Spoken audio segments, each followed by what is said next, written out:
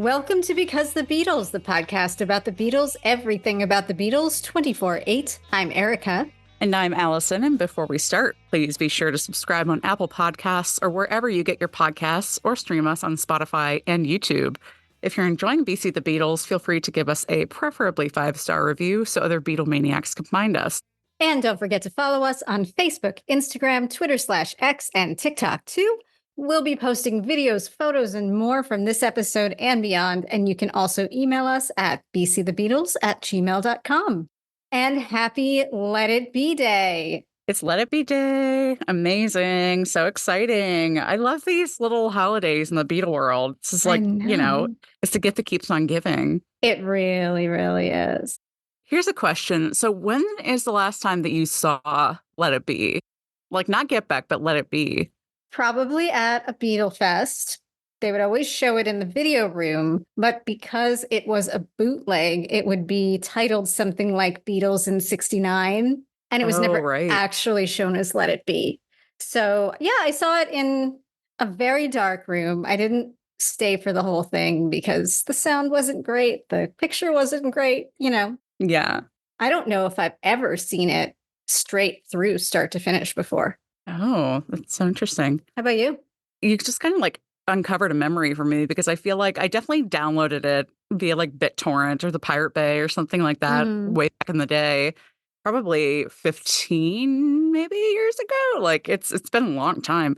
But yeah, I think it was also titled something like The Beatles in '69 or something. I did remember liking it, and I remember that being a very unpopular opinion at the time. We'll talk a little bit about it later, about our impressions of it, but I definitely remember it being kind of like shitty quality and the sound not being great, but it was still like very cool to see because it was so underground at the time. Yeah. My only real memory of seeing it was watching John and Yoko do their waltz. An iconic moment. Yes. I mean, of course, I remembered like George's famous, like, I'll do whatever pleases you, moment with Paul, but that was just like the oh snap. That was the mic drop moment of Let It Be from what I remember. But as we'll talk about, not nearly as much of a mic drop moment as it's been built up over the years. I know the infamy of Let It Be. I know. And now it's finally coming to light, quite literally. Yes. Last week, we promised that we were going to have a pretty special guest this week to help usher in the new Let It Be. And I do not think you're going to be disappointed. So today, we are so thrilled to speak with the incredible Michael Lindsay-Hogg, director of the Beatles film Let It Be, now, of course, fully restored, available worldwide on Disney+. And of course, we all know Michael from his work on Let It Be and his appearance in Get Back, but his work encompasses so much more than that.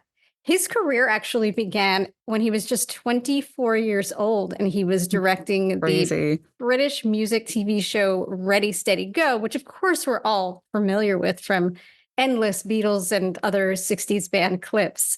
He had an innovative approach to filming these musical performances, and his technique caught the eye of some of the biggest bands of the 60s, including the Rolling Stones, The Who, and of course the Beatles. He directed several seminal music videos of the era, notably the Rolling Stones' Jumpin' Jack Flash and the Beatles' Paperback Writer and Hey Jude.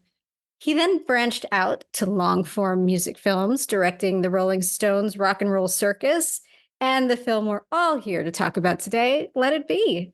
And of course, his career goes on far past Let It Be. He also directed a number of television dramas. He won the BAFTA as co-director of the British TV series Brideshead Revisited. And in theater, what can't this guy do? For theater, he wrote and directed the play The Object of Beauty, which starred John Malkovich and Andie MacDowell. Amazing cast. He was nominated for a Tony Award for directing Whose Life Is It Anyway? And his production of Agnes of God ran on Broadway for 2 years. Nowadays, he's continued to direct film, music videos, stage, and television shows over the past 5 decades, including Paul McCartney and Wings' iconic Mull of Kintyre video. And of course, say it with us, everybody, Two of Us. The 2000 film dramatizing a rumored meeting between John and Paul in the 70s, and one of our favorite Beatles movies ever. Michael is also a prolific visual artist. I don't know when he finds time for it, but his work has been exhibited in New York, Los Angeles, and Paris. And he is officially Sir Michael Lindsay-Hogg, the fifth Baronet of Rutherford Hall in East Sussex. What a wonderful title. So regal, so regal. With the strife surrounding the Beatles' breakup, Let It Be has been shrouded in mystery for over 50 years, with these dark, grainy copies being a staple of Beatles bootleg collections everywhere. But now, thanks to Peter Jackson's team and their innovative MAL technology that brought us 2021's Get Back film, Michael's original film, Let It Be, has been restored with brilliant color and sound and is available worldwide for the first time ever. And we were lucky enough to have Michael join us as a guest to talk about his original vision for Let It Be, its relationship to Get Back, and give us more info on how he originally wanted this film to end. And of course, we couldn't resist asking him about Two of Us. You would expect nothing else from us. Come on. So we're going to talk to Michael here in a second, but please stick around after the interview because we'll be discussing our experiences at the New York and LA premieres and screenings of Let It Be and our impressions of the film itself. But first, please enjoy our conversation, I can't believe I get to say this, with the one and the only Michael Lindsay-Hogg.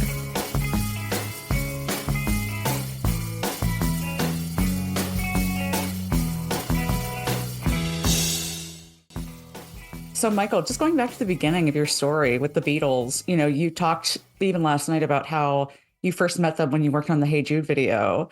So coming into the Let It Be project, what was your relationship with them like at that time? Well, actually, I'd met them before in 1966 when they asked me to do Rain and Paperback Writer. And then we did Hey Jude and Revolution, which was a step up for all of us just because it was Hey Jude is such a great song and Revolution is such a great song. And then also later in 1968, I'd done the Rolling Stones Rock and Roll Circus. And John was on the show with Eric Clapton and Mitch Mitchell and Keith Richards, super band. And he and I got to be more friendly when he was on the Rock and Roll Circus because he was sort of more on his own then. And so when I came to work with the Beatles in 1969, I'd already had experience with them. And we all kind of got on. And I thought, since Paul and John had asked me to do what was going to be a concert, which was how Let It Be began, that they trusted me. And I knew that they didn't trust a lot of people, except their intimate circle of the nine people came down from Liverpool in the initial onslaught of the Beatles. Brian Epstein, Peter Brown, Mal, Neil, Tony Bramwell, before them. And so I felt at ease with them because it wasn't all that easy to feel at ease with them because they were so famous, so intelligent, so talented, and they also had their own private jokes, that they were very insular. Because as Ringo said, only the four of us will ever know what it was like. And so that bond, and he's really talking about the explosion in 1963, 64, the Ed Sullivan Show, that it made them so tight as a foursome, as well as the fact they're so fabulous writing songs and performing. Anyway, so to answer your question is, I didn't feel excluded by them. I felt that I could say to them what I thought was right for them. And if they accepted the idea, good. And if they didn't, then we'd move on. I felt good with the relationship. Now, we learned from the Get Back film that your original idea for how you wanted the concert was this huge, epic Tripoli experience. What was your vision for that? Because that sounded so fantastic. And then how close did you get to getting them to sign on to doing it? So close, so close. So close. When they asked me to do a concert with them, we began when we started working at Twickenham with several ideas. Ringo thought well, maybe we should do it at the Cavern and honor that first place for them. And I said, yeah, but it's too small for what I think the world wants now for a Beatles concert. And also because Hey Jude was a very influential experience for them, because I don't know if you've seen the video, but there's the Beatles doing Hey Jude, and then once the chorus comes in, a crowd forms itself around them, and of 250, 300 people.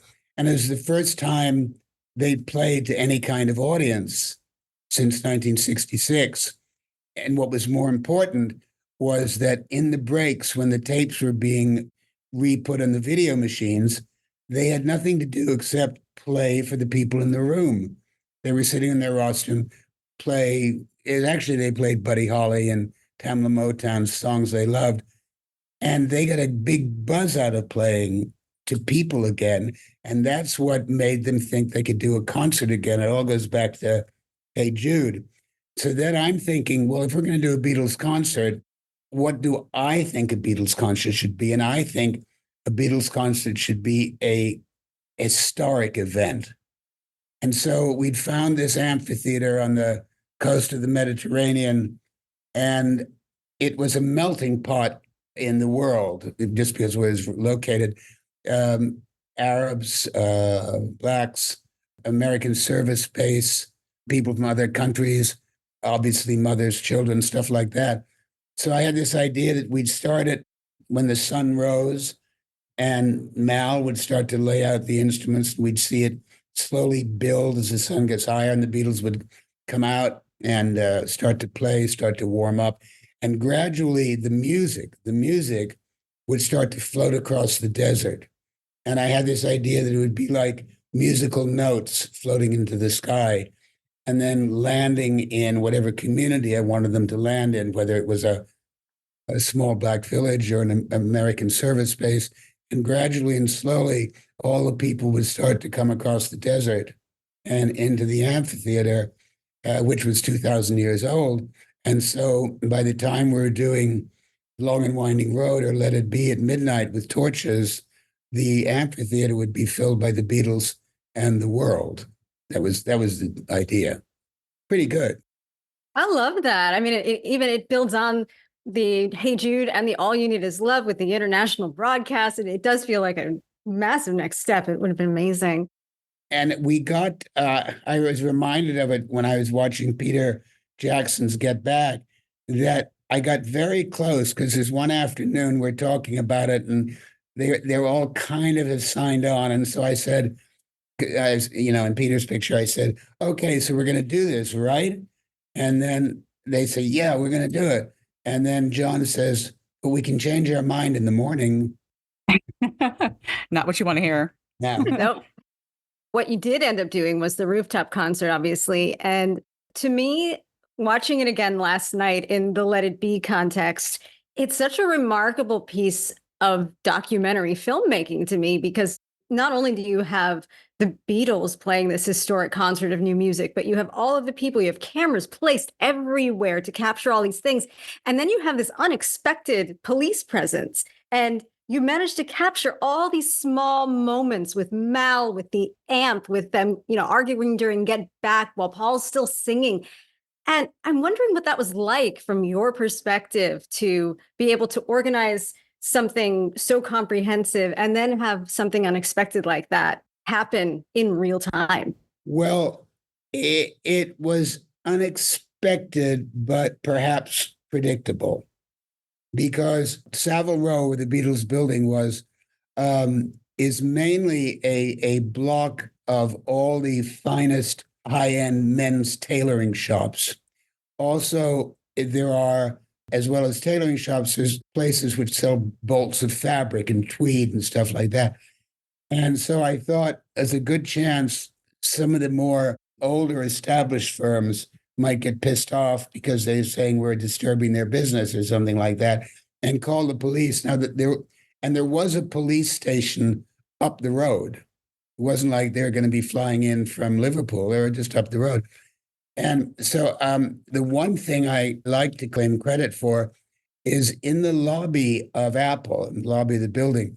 I built a little hut with a two-way glass in it, so I could put a camera in the little hut and he could see through and they wouldn't know it was there, which is how we were able to get the police kind of wandering around in the lobby while we were playing music up on the top. And in a funny way, it does make the movie more idiosyncratic that suddenly the Beatles are being busted by the police. Um, and then also you see, as you're mentioning, how they react individually, because Mal had made a deal, because the police told Mal they were going to arrest him. And he'd made a deal with the police that the Beatles would only do one more song. And so by the time we get up on the roof with the police, Mal has told the police he's going to do one more song, but he hadn't told the Beatles that. And so then he goes over and unplugs George's amp. And then George says, "What are you doing?" And Mal said, "Well, the police." And George, they're all so tough and rebellious. And George plugs the amp in again. His guitar becomes live again. And then John wasn't sure what to do, but Paul, it's very, very hard to buck Paul McCartney. And so he's the one that keeps on singing and inventing new lyrics to Get Back. Your mother's on the roof. She's going to have you arrested. And also, if we'd scripted the Roof concert, who would have come up with the idea of John Lennon saying at the end, "I'd like to thank so-and-so, and I hope we passed the audition." No, it's better than scripted. You couldn't Iconic. get there. Yeah. Right, exactly. Well, you brought up a little bit ago, obviously we want to talk about Peter Jackson in the midst of all this, because he, in 2022 with Get Back, has really kind of changed the game here. One of the moments that I think you even mentioned last night, Michael, was the flower pot conversation, and something that you said that, you sort of just thought it was knives and forks in the canteen, but he was able to bring out the whole conversation. So when you finally heard that clip come alive because of the Mal technology, what did you think when you heard that conversation between John and Paul? Well, I thought the little idea I had to bug the flower pot, the flower vase really paid off, even if it paid off, 45 years later, because that conversation is incredibly revealing about how these two great artists, Paul McCartney and John Lennon, saw themselves in relation to each other, and also saw themselves in relation to George, who, as you know as well as most people, their friendship began when they were teenagers. That John was 16, Paul was 15. George, I think, was like 13 and a half, going on 14. And so the relationships were formed in those years, that John and Paul were the older kids and George was the slightly younger kid. And that influenced everything going forward as well, that particular relationship. Yeah, I mean, I was thrilled. Peter over there in New Zealand is he's not only a great director and, in my view, a great person. We've formed a friendship because of the way he's treated Let It Be and advocated for Let It Be. But he's also a real tinkerer to do with how to make things better, to do with the machinery. The first thing he showed me was when we met in Los Angeles in 2018, just before he really started. He'd done a little work, and he showed me on his iPad a little clip from my version of Let It Be as it was then. It was the back of two Beatles looking at their hair. That was what he pulled up. And their hair was very clumped. And then he showed me what he'd been working on over in New Zealand in the next shot, and you could see strands of hair. Wow. Oh, yeah. And so that's what Peter was already. Now, see, don't forget, he'd also done that wonderful movie called They Shall Not Grow Old. That was So amazing. good. I saw Yeah. that in 3D. World War Masterpiece. One. And it was wonderful. And all the stuff that he'd learned there to do with bringing old footage to life again, and let alone putting voices in the men speaking, which they hadn't recorded at the time. I couldn't have gotten luckier, because also thing about Peter was he didn't want to take Let It Be away from me. he wanted to make his movie using my footage. And then at some point, his movie would come out. And then in his view, in my view, then my movie would come out. So he was an advocate and a friend and very respectful director to director. I really feel that difference when we watched it last night. Let It Be and Get Back are such different films. I think Peter Jackson said he never used any of the same exact footage that you used, so it's completely different movies in that respect. But one thing I noticed was that I felt like the visual character of Let It Be was somewhat different from the visual character of Get Back. Was that in my imagination, or was there some technical differences in the way they developed Let It Be to change the mood from what it was like in Get Back? Well, yes and no. I mean, because Peter had more time, he was able to take the story in slightly different directions, especially in the sequence in Get Back after George has left. And Peter has in Get Back all of us sitting around wondering what we're going to do next. And is George going to come back? I mean, of course he was going to come back. He just, is pissed off and he went to see his family up in Liverpool. But Peter is able to chart the sort of a low point in the Beatles' feeling about each other and about the Beatles. I didn't use that middle bit because I had very little, and when I say I had very little input, I had very little problem with the Beatles and Let It Be. They'd come up into the cutting room every so often and say, "Yeah, it's kind of, let me see a bit," and it was nice. Okay, like because I showed them a full rough cut and a fine cut.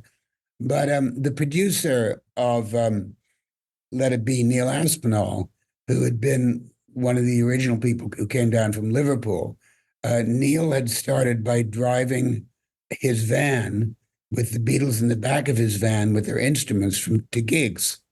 So they formed their friendship very early on. So I had cut a little bit in of them sitting around and talking, and it was kind of slightly gloomy the way it is in Peter's picture.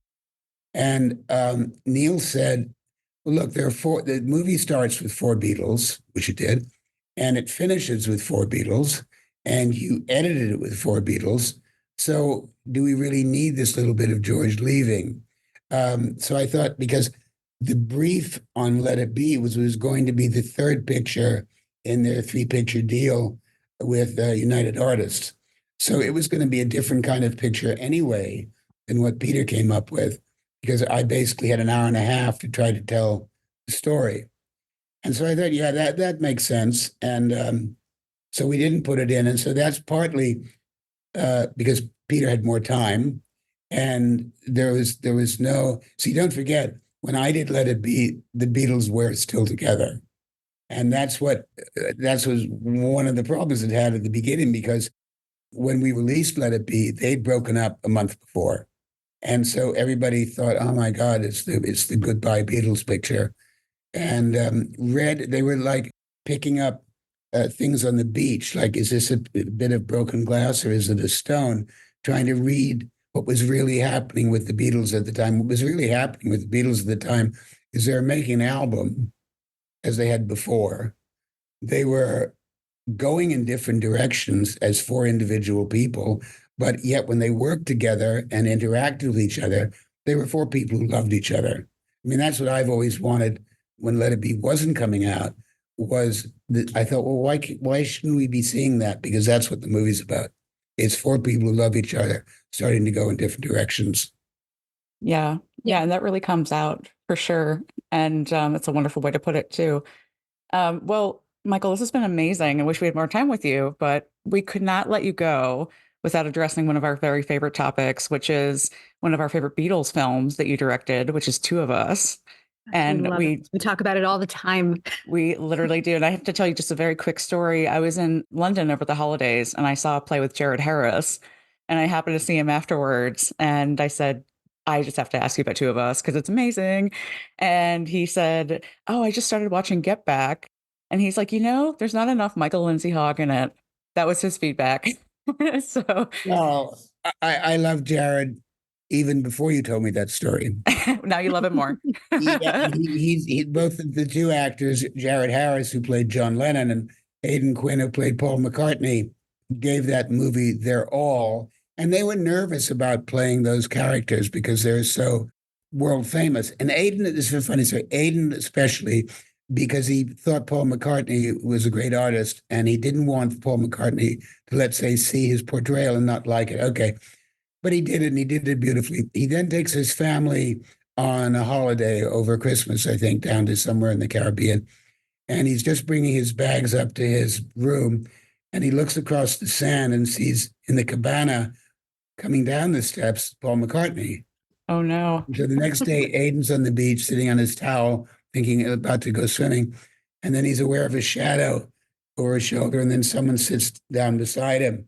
And it's Paul, who said, I saw two of us. And he said, if I wasn't in it myself, but you did a great job being me. Oh, that is the best compliment. And that's great because you have an actor who commits himself entirely to playing the part, a little apprehension in case the person doesn't like him. And yet then the person was graceful enough to say, good job. Oh, that's great. And Paul never changed his mind about that. There's a clip from a podcast that he did, I don't know, maybe 2020, where somebody mentioned two of us. And off the top of his head, oh, right, Jared Harris, Aidan Quinn, they were great. He knew it. He thought of it. He just loved it organically like that. So he still loves it. Well, as we know, Paul is very talented and has got great taste. Yes, this definitely. is true. This is true. Well, thank you so much, Michael. This has been so much fun, and hopefully we'll get to talk to you again sometime. Well, listen, this has been fun for me, Allison and Erica, and I'm good. Just get in touch to do this again. Love Awesome. So that was amazing. I can't believe we got to have Michael on our podcast. It was fabulous, and we will take you up on that. We would love to speak to you again. We have so much more to ask about two of us, obviously. And Let It Be and his whole career. But yes, two of us, very much a priority, always.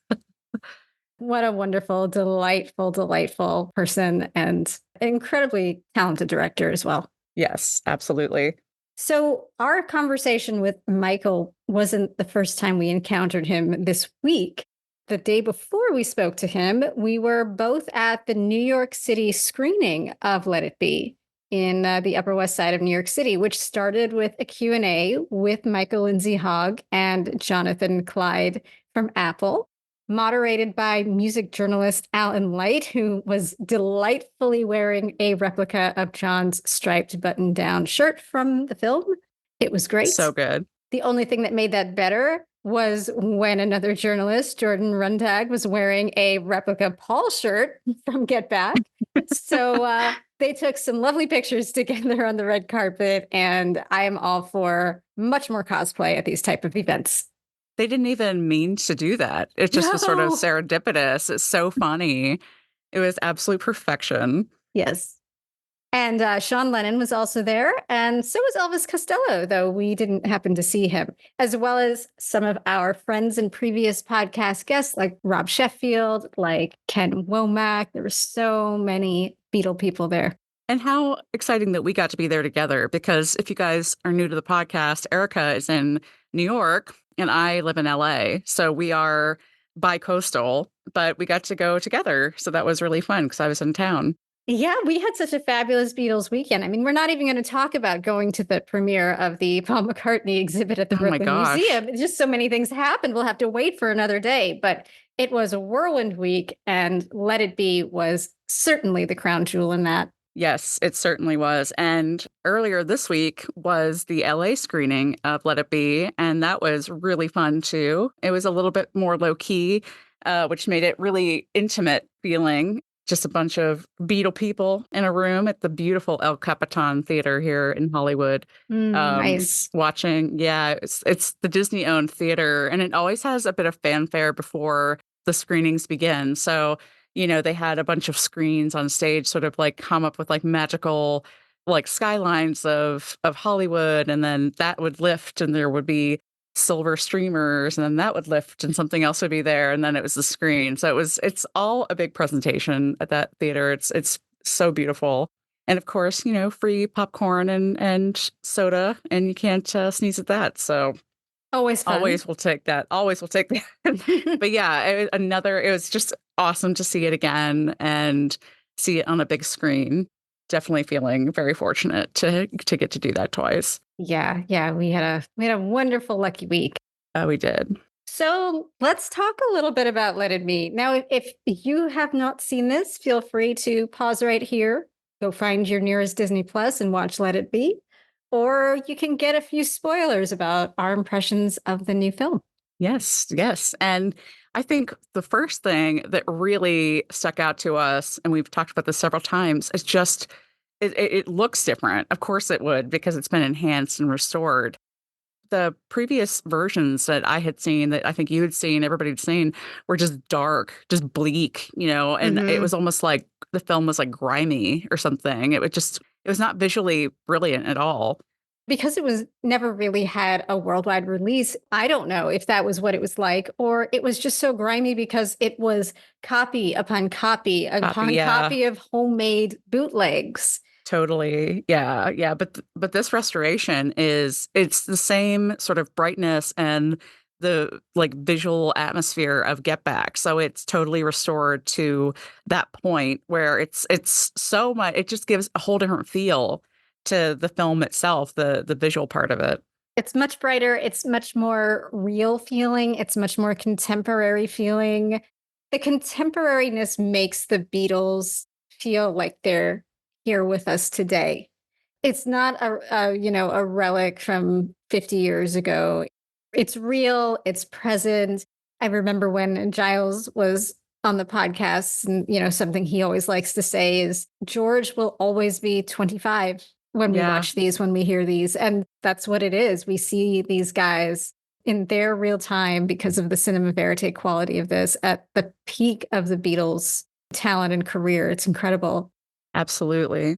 And another brilliant part of this restoration is that the audio has been so lovingly taken care of by the MAL technology. I mean, there are a few bits of dialogue that have been picked up here and there. I think one of the beautiful things about this iteration of Let It Be is that it's remained faithful to itself, what it has been for 50 years, but it has benefited obviously from technology that's come about since then. So you do get a little bit of that enhancement, but I will say something that stuck out to me, if we're talking about the audio specifically, is that there are a number of flaws that were kept in. And I noticed the first time I saw it, and when I saw it for a second time, I sort of took a moment and thought about it. And it occurred to me that, of course, this is very intentional. There were probably 1,000 opportunities to clean that up, to resync it. There are moments when his mouth is not moving, but you hear him. So it's obvious, Right. that it was cut like that. But the decision was made to keep that in place because that's what Let It Be is, which I think is really important, especially when we have something like Get Back, where, you can get everything in the kitchen sink around Let It Be. But, I thought that was a good move to keep that kind of consistent with the original. Yeah. And one thing that they have said multiple times is that there's not a single frame of footage that is shared by both Get Back and Let It Be. So if this is what Let It Be was back then, it is what it is now. And they haven't done anything to the order. They haven't added anything. And I think that's important to remember for a restoration like this too, because they could have done anything, like you said, and they stayed faithful, which is great. Thinking about Let It Be as a concept as well, I was talking to a few people after the LA screening, and we all were saying, there's really no time that Let It Be could have come out except in a post Get Back world, or any time that it would have come out, because, there was so much hubbub around Let It Be when Get Back came out. I'm sure you remember, I'm sure our listeners remember about, oh, Let It Be is so depressing. It's so dark. It's so, it's the end of the Beatles. Like they're all at each other's throats. And I think in the shadow of what Get Back is, the behemoth that Get Back is, that really tells the whole story, Let It Be in this context comes off as like kind of neutered. And I think in the context of Get Back, you can kind of see the nuances, Mhm. in the Beatles at that point in their careers, obviously like just before the breakup. Yeah, and Michael was just talking about this in the interview that he was saying that in the real time, it wasn't about the breakup. It was about them producing a new album. And obviously, they would also still go on to produce Abbey Road. So they were not Right. at the point of divorce the way it probably felt in 1970 when this thing came out. And there was some confusion about which came first. Yeah. And another thing I was thinking about recently, the Beatles story is so compact. So much happens within the span of like 9, 10 years. Hmm. And we're thinking about this. The Rooftop happens right in January of 69. The White Album just came out how many months before, you know, a few short months. So the original idea, at some point was to have Michael Lindsay-Hogg film some teasers or promotional content for the White Album. But then the Beatles were like, nah, we're not going to do those songs. We're going to like just start composing all these new songs, which is what we see them do in Get Back and Let It Be.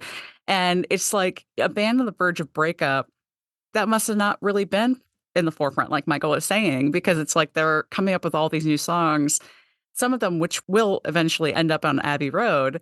But that's 2 albums full of songs, Let It Be and Abbey Road. And, we get to see it in real time. So it's just, I don't know, it just blows my mind. Thinking about time in reference to the Beatles is always kind of difficult to get my head around Yeah. who these people were when they were in Rishikesh versus who they were in January 69 versus who they were in the summer when they were finishing up Abbey Road. I mean, have you changed that much in the past 9 months? I mean, my N God. yeah, no, not even, like, my haircut hasn't changed for the past, like, 10 years. I don't know. Look at John Lennon, you know?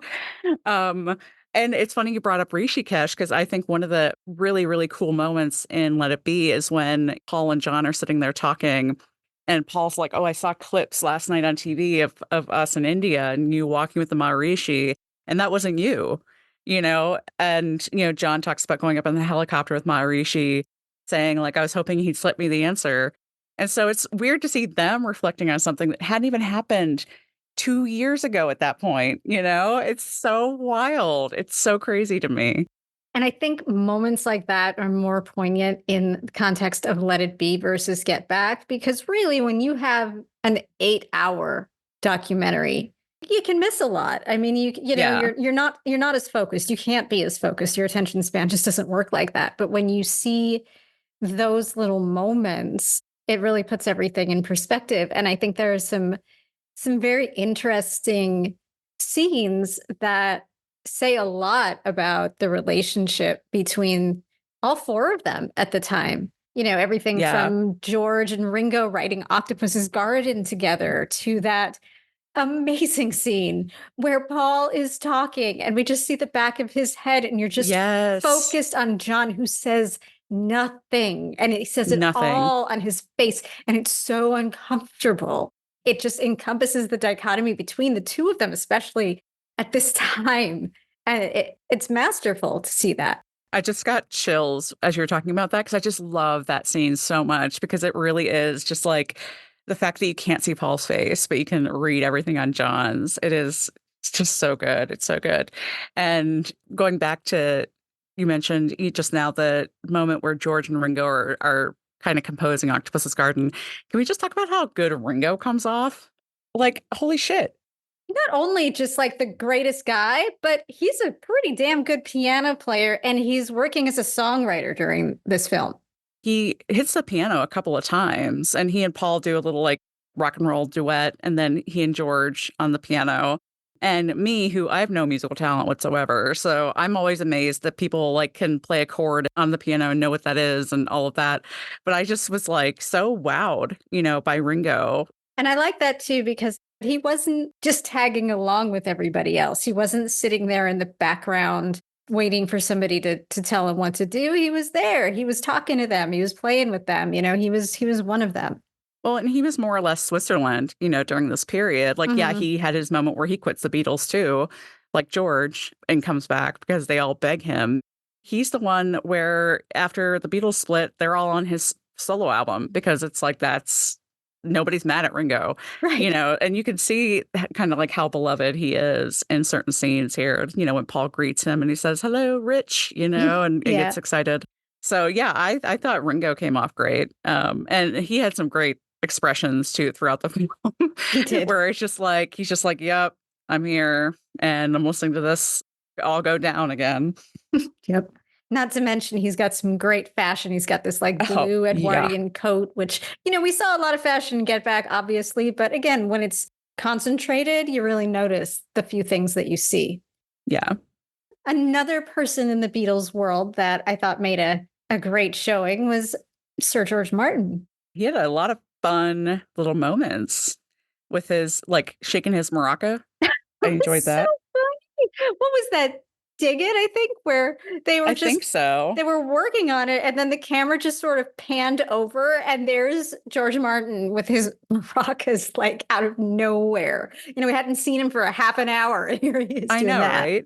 He's just like popping up. And I love that the maraca looked like a baguette. Like, I don't Yeah, know if there's a it, special name for it, but I was like, okay, now I want like French bread. yum. And he was there too at the piano with George and Ringo, helping them work through Octopus's Garden. And contributing some little vaudevillian, like, na na na Yes. vocals.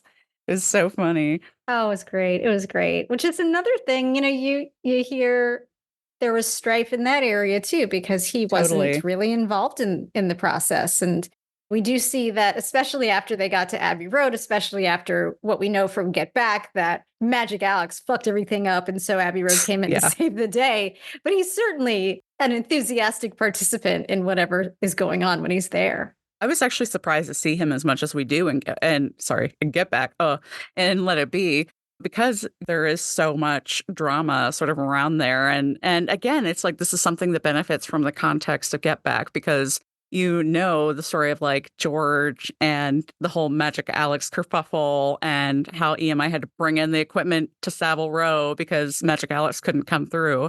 So going into Let It Be with that knowledge, it's both surprising and really cool to see George Martin then in the shots. Somebody else that has a really kind of fascinating contribution to Let It Be is Yoko.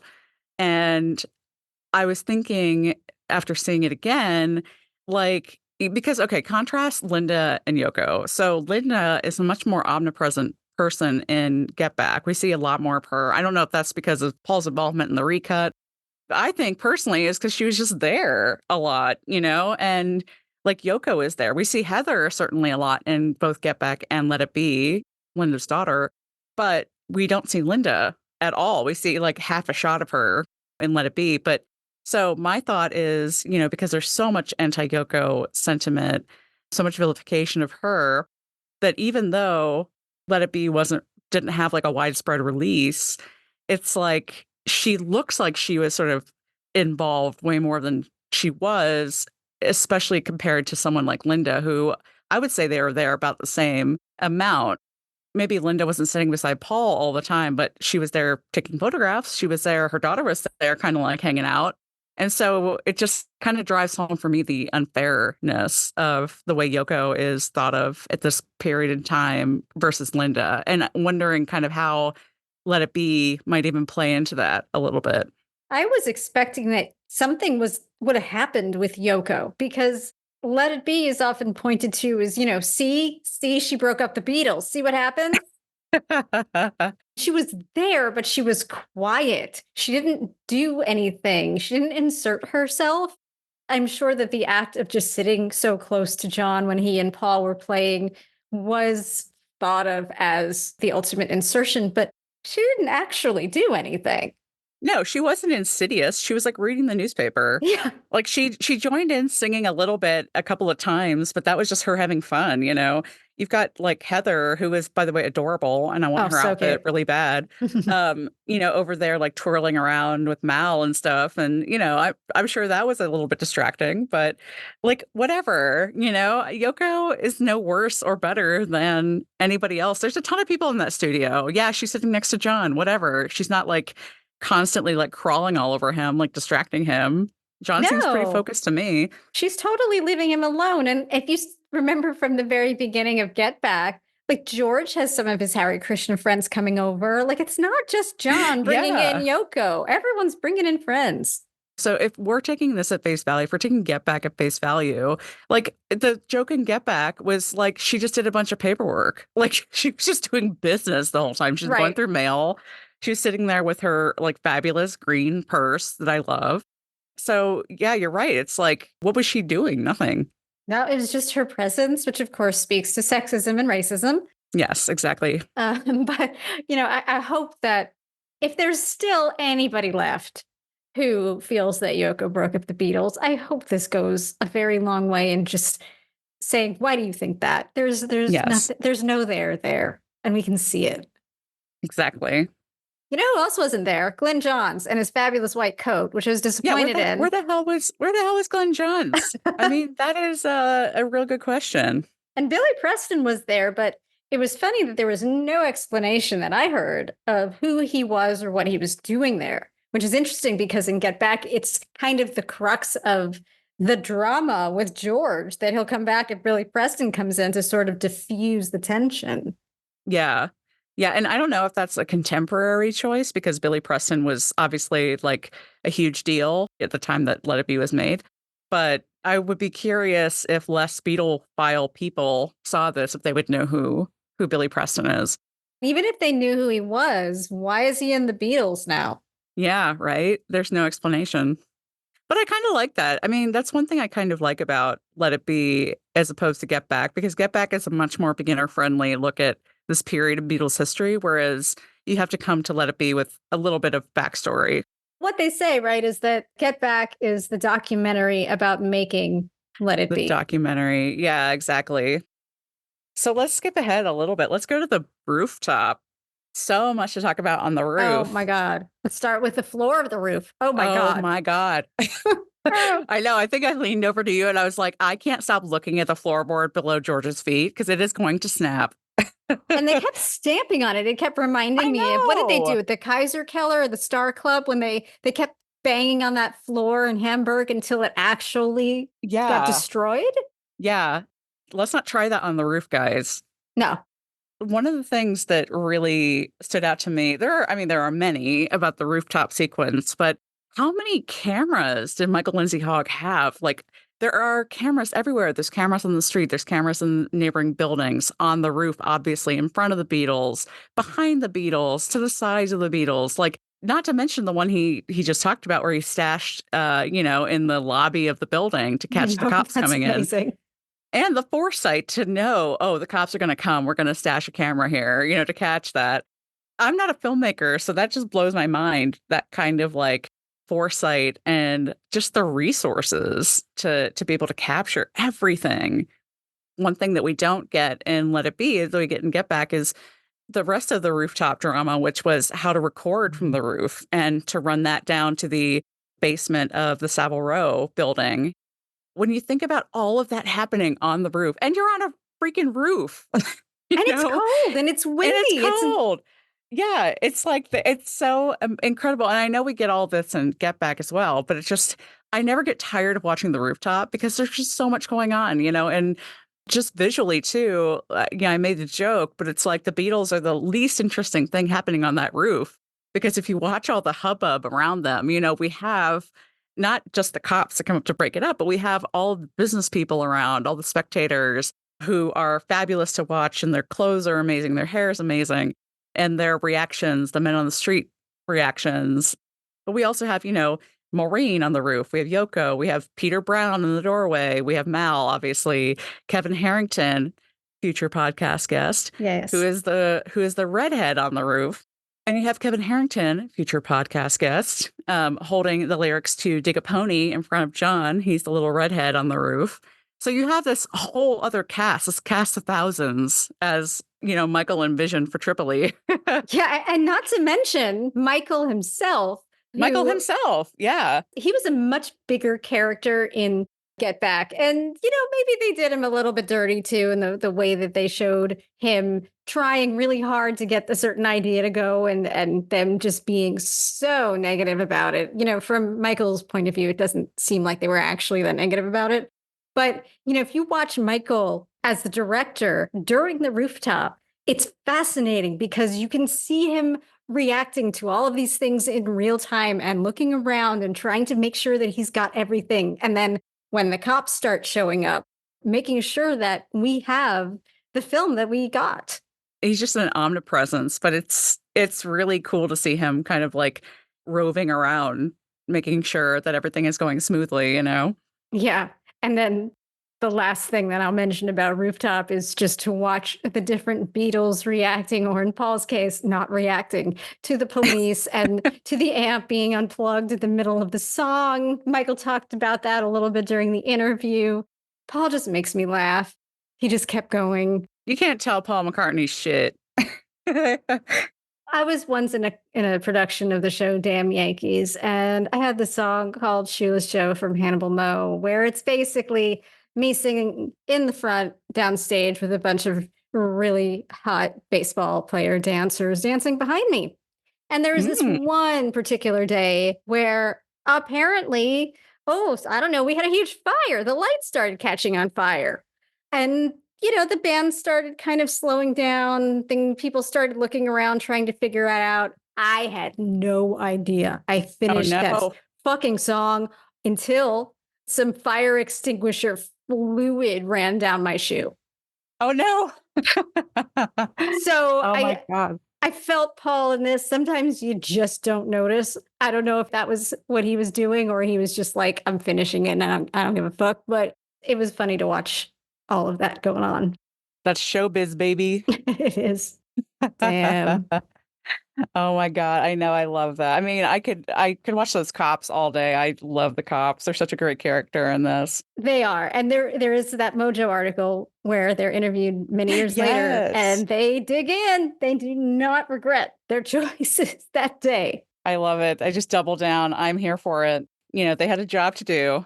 Incredible. They were like 22 themselves. One of them was so young. He has such a little baby face. He looks like he's barely out of school. Amazing. So cute. So cute. Well, we'll be talking a lot more about Let It Be and Let It Be adjacent topics in the next couple of weeks, I am sure. If you are watching Let It Be today or anytime on Disney Plus, let us know what you think. We'd love to hear your opinions in the comments. Yes, absolutely. And thanks again for listening to BC the Beatles. As always, subscribe on Spotify, Apple Podcasts, YouTube, or wherever you're listening right now.